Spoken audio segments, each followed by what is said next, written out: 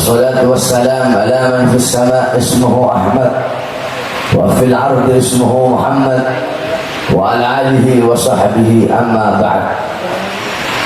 Yang saya cintai, yang saya muliakan para alim ulama, para habaib, para kiai, para asatid, para tokoh masyarakat, para aparat pemerintah, wabil khusus guru kita yang mulia yang telah mendidik kita sepenuh jiwa, sepenuh hati, sepenuh raga, yaitu Al-Habib Ali Al-Baiti. Mudah-mudahan Allah panjangkan umur beliau, Allah sehatkan jasmani dan ruhani beliau, Allah permudah urusan dunia akhirat beliau. Saudara-saudara sekalian yang dimuliakan oleh Allah, begitu juga para alim ulama, para guru-guru, para kiai, para asatid, para habaib yang lain, wabil khusus para santri-santri, para pemuda-pemudi, bapak-bapak, ibu-ibu, seluruh umat baginda Nabi besar Muhammad yang selalu dimuliakan oleh Allah Subhanahu wa ta'ala. Saudara-saudara sekalian yang dimuliakan oleh Allah, pada malam hari yang mulia ini kita duduk berkumpul bersama para ulama, berkumpul bersama para habaib, berkumpul bersama para kiai, berkumpul bersama para anak cucu Rasulullah sallallahu alaihi wasallam, yang dimana dalam hadis qala Rasul sallallahu alaihi wasallam, hum itrati khuliqu min tinati fawailun lil mukadzibina bi fadlihim man ahabbahum ahabbahullah man abghadahum abghadahullah.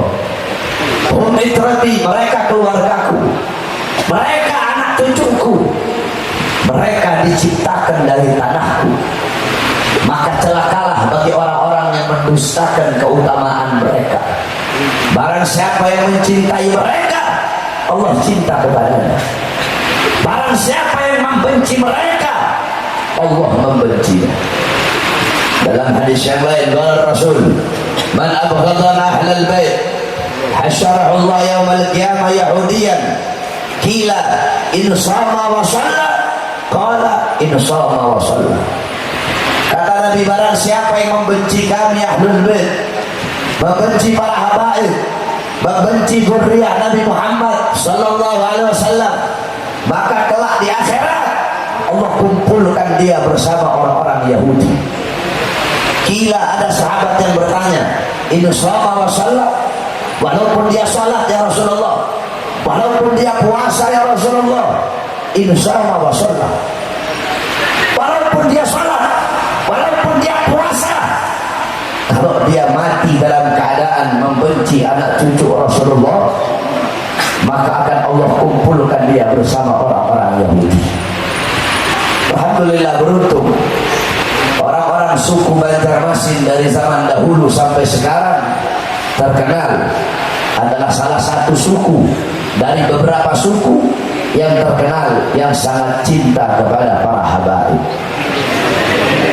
Mudah-mudahan dengan berkumpulnya kita bersama anak cucu Rasulullah, Allah kumpulkan kita kelak di akhirat bersama datuk-datuk beliau, yaitu baginda Nabi besar Muhammad sallallahu alaihi wasallam.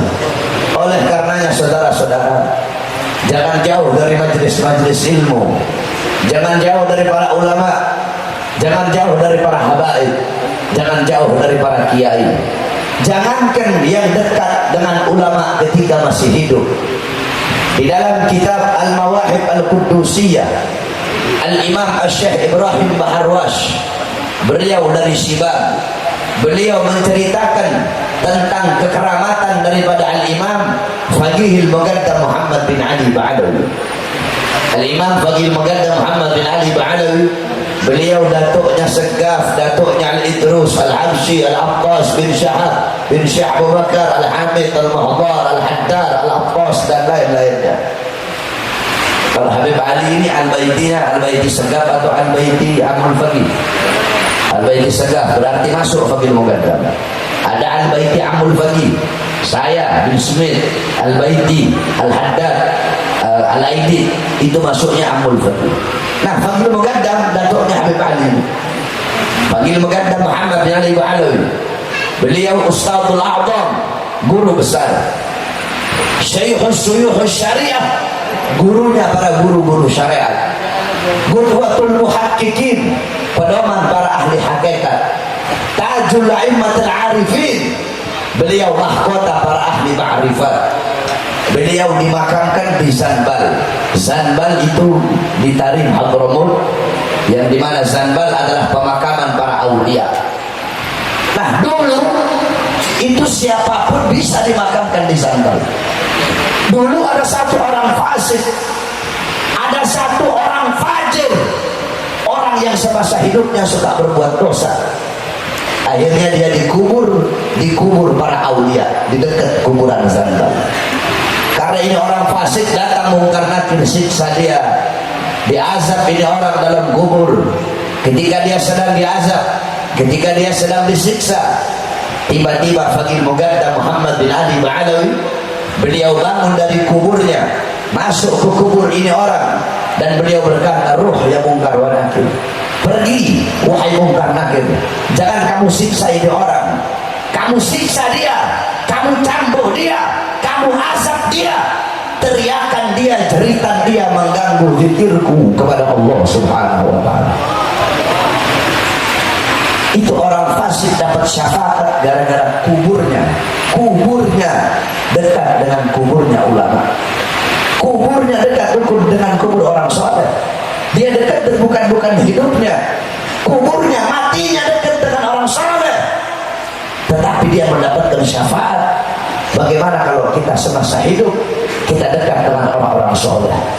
Oleh karenanya wasiat saya, jangan jauh dari para ulama, jangan jauh dari para habaib, jangan jauh dari para kiai. Itu wasiat saya yang pertama. Wasiat saya yang kedua, bagi para santri-santri yang ada di sini, Habib Ali buka pondok, banyak santri-santri yang menuntut ilmu di sini. Saudara-saudara, saya sampai sekarang masih menjadi seorang santri. Saya abna'ud dalwa, saya anak dalwa, mutakharrij dalwa. Habib Ali Al-Baiti, saya punya kakak kelas jauh di dalwa. Saya abna'ud dalwa, abna'ul khairat. Sebelum di dalwa saya mondok di Al-Khairat, Habib Idrus bin Salim Al-Jufri. Baru saya pindah ke dalwa. Saya sampai sekarang tetap seorang santri. Maka sebagai sesama santri, saya wasiatkan kepada kamu semua, orang jadi santri itu nggak enak. Kalau mau enak jangan jadi santri. Kalau mau enak jadi artis TikTok, jadi boho, enak kamu. Apa kata Imam Syafi'i? Kalau Imam Syafi'i, man lam yadhuq dhulla aw murra ta'allumi sa'atan tajarra'a dhullal jahli tula hayati.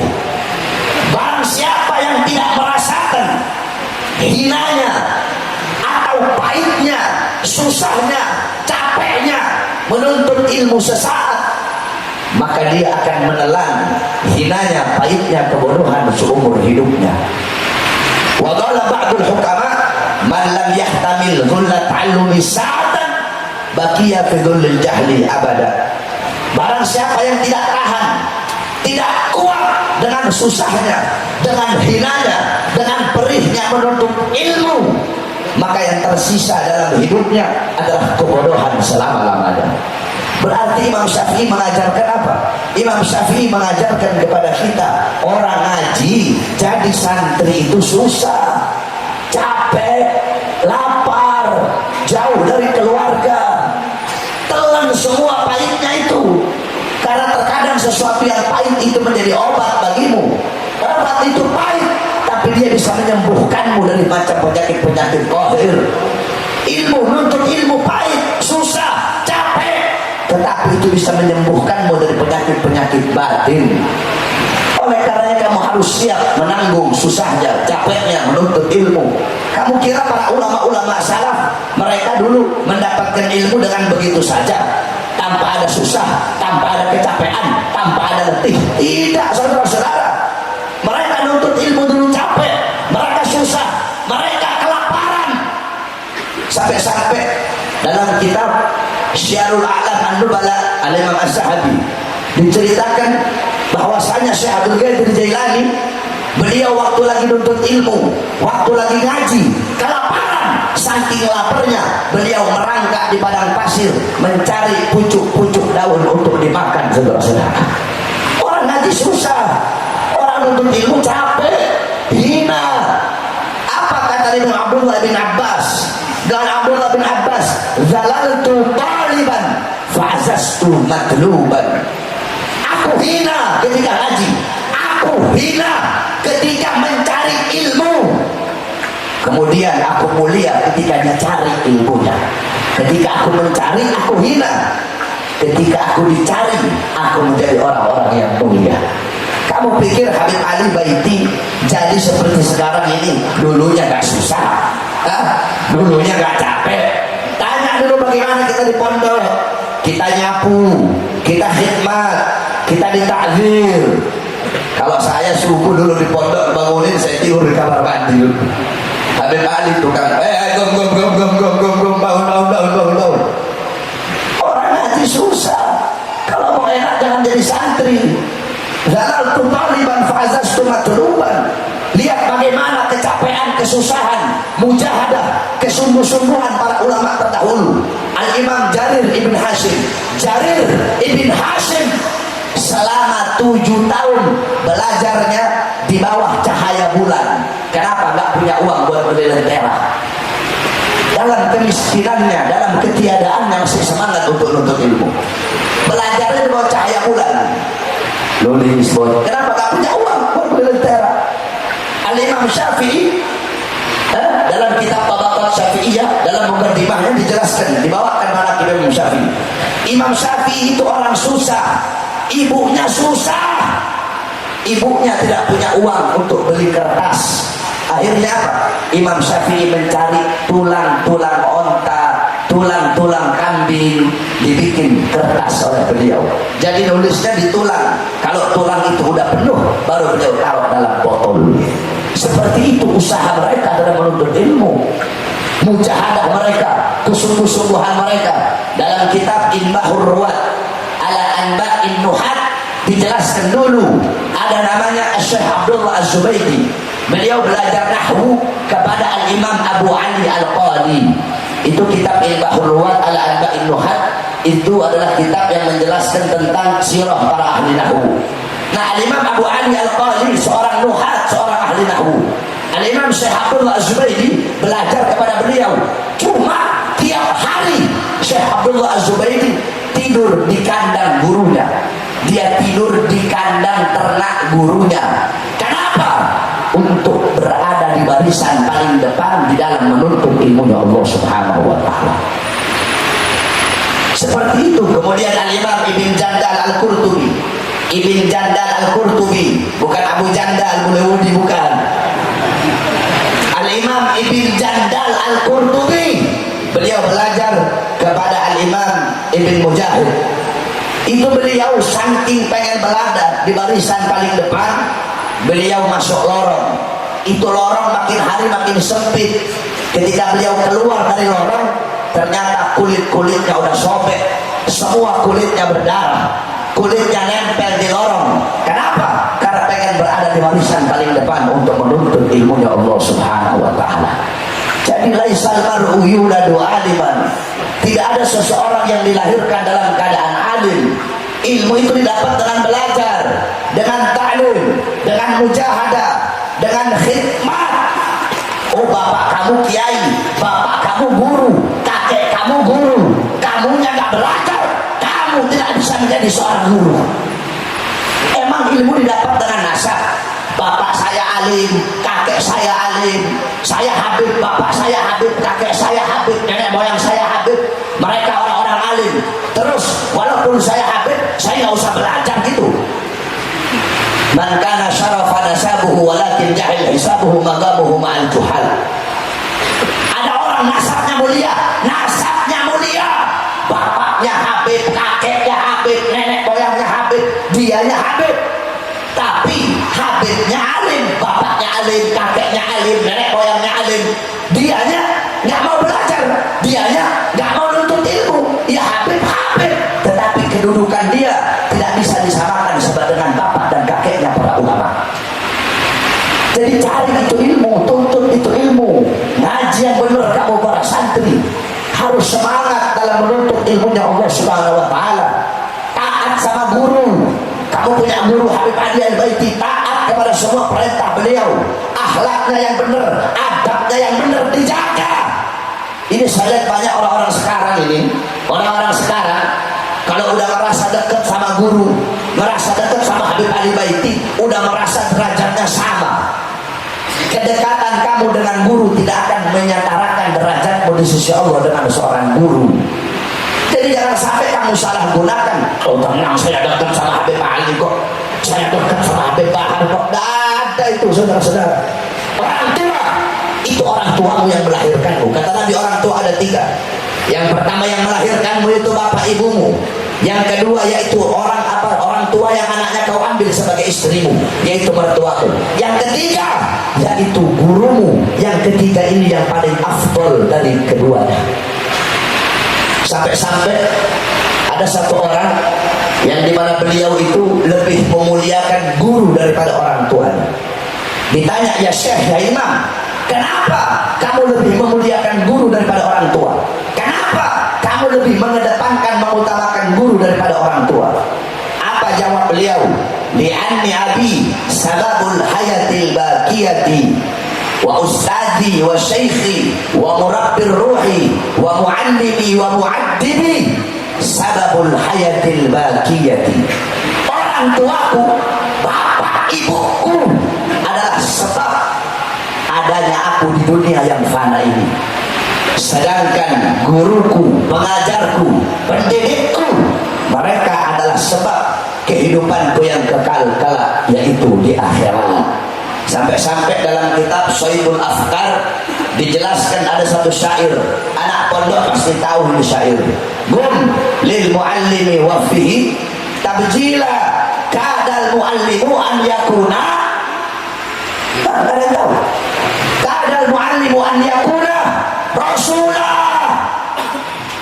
Berdirilah, sambut kau punya guru, berikan penghormatan kepadanya, takjim kepada guru, sambut kau punya guru, berdiri, sambut gurumu, muliakan kau punya guru. Kenapa? Kadal muallimu an yakuna rasulah. Karena hampir-hampir saja seorang guru itu derajatnya sama seperti Nabi, sama seperti Rasul, hampir saja. Karena begitu mulia dan begitu agung seorang guru. Akhlaknya yang benar, adab sama guru dijaga. Rendahkan suara di hadapan guru, di hadapan guru rendahkan suara. Jangan suara kamu lebih tinggi dari suara guru. Lewat depan guru dengan petentang-petente kayak preman. Lewat depan guru tundukkan, kamu punya badan. Jangan pernah membelakangi guru. Saya punya murid di pondok saya itu, sekarang muridnya ada 160. Itu salaf, kebanyakan dari luar Indonesia, bahkan dari Malaysia, Singapura. Saya tidak didik mereka ilmu lebih dulu. Saya tidak didikmu apa? Fikih, nahwu, shorof, i'rab, i'lal, mahfudhat, tajwid, muthala'ah, wala apa tidak. Yang saya didik pertama selama 4 bulan itu akhlaknya, adabnya. Saya didik betul-betul. Bagaimana kamu berjalan depan guru? Oh, kalau guru di sini jalannya mundur. Gak boleh kamu jalan belakangin guru, gak ada akhlak itu, gak ada adabnya itu. Sampai-sampai kamu tahu, kamu kalau pernah pergi ke Madura, saya sering ceramah di Madura. Itu di Madura, kalau ada orang lagi bawa motor, naik motor mereka, naik motor. Terus mereka lihat ada kiai lewat, itu motornya mereka matiin, mereka tenteng itu motor sambil nunduk. Gak mau mereka hidup itu motor. Itu di Madura sana. Makanya Syekh Khalil Bangkalan, Syekh Khalil mendapatkan magam kedudukan yang tinggi di sisi Allah. Kenapa? Karena akhlak dan adabnya kepada guru. Beliau punya murid, beliau punya guru di Makkah. Namanya Al-Imam Syekh Muhammad Ar-Rahbini, Syekhul A'ma. Karena buta diberi nama Syekhul A'ma. Nama aslinya Muhammad Ar-Rahbini. Nah, Syekh Khalil Bangkalan setiap subuh itu Syekh Khalil tidur depan pintu rumah gurunya. Loh, kenapa Syekh Khalil tidur depan pintu rumah? Syekh Khalil ngarep kalau gurunya buka pintu mau ke masjid, kan gurunya buta. Namanya orang buta kan nggak ngeliat. Syekh Khalil ngarep diinjak sama guru. Jadi dia tidur depan pintu rumah, ngarep pengen diinjak sama gurunya. Itu Syekh Khalil Bangkalan. Terus pernah satu waktu Syekh Khalil itu beliau naik kuda. Beliau nanya sama delmannya, Pak Delman, ini kudanya bagus ya. Ini kuda asalnya dari mana? Ini kuda asalnya dari Bima, Kiai. Turunkan saya sekarang. Emang kenapa, Kiai? Saya punya guru itu orang Bima. Saya nggak mau naik kuda yang berasal dari Bima karena menghormati tempat asalnya guru saya. Sampai segitunya akhlak mereka, adab mereka kepada guru. Kenapa? Kamu coba memodal ilmu, hafal alfiyah, hafal subah, cuma itu modal kamu.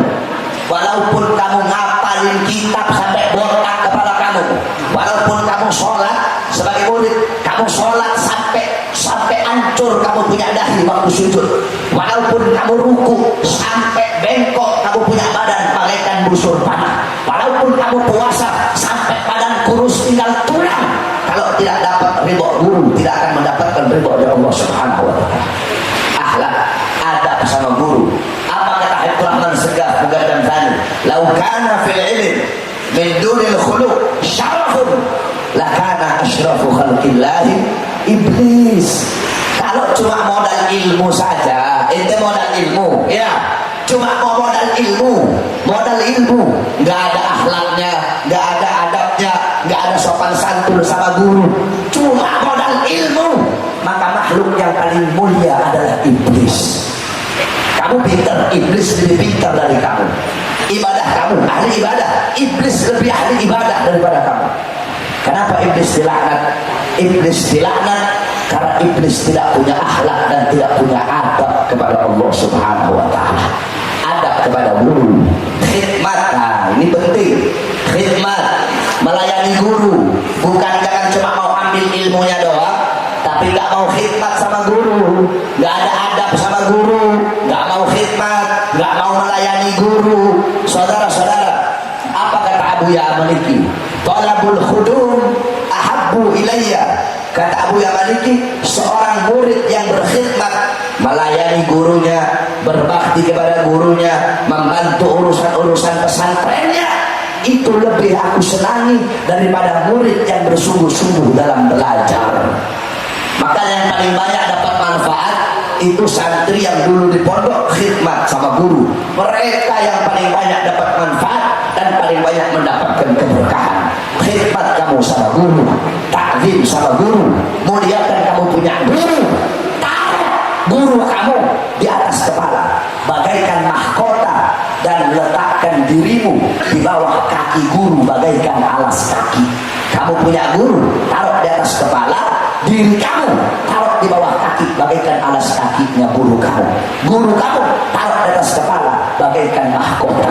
Jangan ada sampai rasa suudon kepada guru, sampai-sampai apa kata Abdullah bin Al-Haddad, dosa kepada orang tua, kepada siapapun bisa diharapkan, tapi kalau dosa kepada guru susah untuk diharapkan ampunannya dari Allah Subhanahu wa Ta'ala. Maka bersihkan kamu punya hati, jangan ada rasa iri, rasa dengki, jangan ada rasa suudzon, jangan ada prasangka buruk kepada guru. Ulama-ulama salaf kalau mereka mau ngaji, mau datang ke tempat gurunya ngaji, doanya apa? Mereka nggak doa minta ilmu manfaat, mereka nggak doa minta ilmu yang banyak. Apa doa mereka? Ya Allah, bersihkan hati saya daripada prasangka-prasangka buruk. Ya Allah, tutup aib guru saya agar saya tidak punya prasangka buruk kepada guru saya. Karena tempatnya ilmu itu di hati, saudara-saudara. Kata Habib Abdullah bin Al-Haddad apa? Kamu meminta ilmu sama guru sama kayak orang yang mau datang minta makanan. Kamu datang bawa baskom, bawa piring. Habib Ali, saya minta makan. Beb, saya minta gandum. Cuma piringnya kotor. Apa kata Habib Ali? Pian bersihkan dulu piringnya. Nanti kalau piringnya udah bersih, baru bawa kemari, baru saya kasih makanan. Itu dalam urusan makan, tempatnya harus bersih. Bagaimana kamu datang minta ilmu sedangkan hati kamu masih kotor, punya rasa suudzon kepada seorang guru? Laukana galal murid, laukana murid, laukana ustadi fa'ala kada au taraka kada lam yuhsin. Andaikan ada seorang murid yang berkata, coba guru saya melakukan ini, coba guru saya jangan melakukan ini. Mendikte guru, suka dikte, ngatur-ngatur guru, itu murid yang tidak akan pernah mendapatkan keberhasilan dalam seumur hidupnya. Jaga akhlakmu, jaga adabmu di hadapan guru. Bagaimana Syekh Ali bin Abdullah Baras, Syekh Ali bin Abdullah Baras, bagaimana ketaatan beliau kepada Habib Umar sehingga magam kewalian Habib Umar jatuh kepada Syekh Ali Baras. Satu waktu Syekh Ali Baras lagi pijit kaki gurunya, dipijit kaki gurunya. Tiba-tiba Syekh Ali Baras bilang, wahai anak-anak, Nabi Allah Khidir ada di depan, Nabi Khidir ada di depan. Semua santri pergi ke depan pengen ketemu sama Nabi Khidir. Illa kecuali siapa? Kecuali Syekh Ali Baras. Tetap dipijit kaki gurunya. Akhirnya saudara-saudara, Habib Umar nanya, ya Ali, murid yang lain pergi ke depan, kenapa kamu tetap di sini? Apa jawab beliau? Wahai guru, bagiku sebagai muridmu, kedudukanmu sebagai guru lebih utama daripada Nabi Allah Khidir alaihissalam. Untuk apa aku datang menemui Nabi Khidir sedangkan Nabi Khidir datang kemari untuk menemuimu? Oleh karenanya taat sama guru, ridho sama guru, jangan nunggu-nunggu disuruh sama guru. Kami dulu di Al-Khairat, Habib Idrus bin Salim Al-Jufri, beliau punya murid namanya Haji Amin. Al-Khairat itu dari kayu, di atas tempat murid kantornya Habib Idrus, idarahnya Habib Idrus di bawah. Ada satu murid namanya Haji Amin, dipanggil sama Habib Idrus, Amin. Ini Haji Amin loncat dari lantai 2 ke bawah. Dia nggak mau lewat tangga. Kenapa? Tidak mau membuat gurunya nunggu terlalu lama. Ini santri Habib Mahdi dipanggil 3-4 kali baru datang. Gak boleh begitu. Taat sama guru, nurut sama guru. Ridhonya kamu ada dalam ridhonya Habib Ali Al-Baiti. Itu wasiat saya kedua bagi santri-santri Al-Habib Ali Al-Baiti. Kemudian wasiat saya yang ketiga, saya hanya beri 4 wasiat saja karena saya belum tidur, jadi hanya 4 saja. Yang ketiga, bulan depan adalah bulan haji, yang dimana pasti banyak sekali daripada jamaah yang ada di Banjarmasin yang akan berangkat haji ke Baitullah. Betul? Pasti banyak. Nah, saya wasiatkan kepada kamu, kami punya guru Al-Habib Saleh Al-Idrus yang ada di Malang. Beliau berwasiat. Apa wasiat beliau? Kata beliau, haji itu di dalamnya itu terdapat 4 amal ibadah sekaligus. Apa saja? Pertama, ibadah gauliyah, ibadah yang berkaitan dengan ucapan tertentu seperti talbiyah, labbaik Allahumma labbaik, labbaik Allah syarika lak labbaik. Yang kedua, ibadah badaniyah, ibadah yang bertumpu kepada kekuatan jasad, kekuatan badan. Yang ketiga, ibadah maliyah, ibadah yang bertumpu kepada harta, harus punya kesanggupan harta, mengeluarkan harta, mengorbankan harta agar sampai ke Baitullah. Nah, yang keempat adalah ibadah qalbiyah, membutuhkan kebersihan hati, kejernihan hati untuk pergi haji ke Mekah. Nah, saya wasiatkan bagi kamu yang nanti mau pergi haji, bersihkan kau punya hati, jernihkan kau punya jiwa, pasang niat yang baik, pasang niat yang bagus. Apa niat yang baik? Apa niat yang bagus? Ya Allah, saya niat haji untuk menggugurkan kewajiban hajiku bagi orang yang pertama kali naik haji. Ya Allah, saya niat haji untuk menjadi tamumu. Ya Allah, saya niat haji untuk mencari ridhamu. Ya Allah, saya niat haji untuk menjadi hamba-hamba yang rindu kepadamu. Ya Allah, saya niat haji agar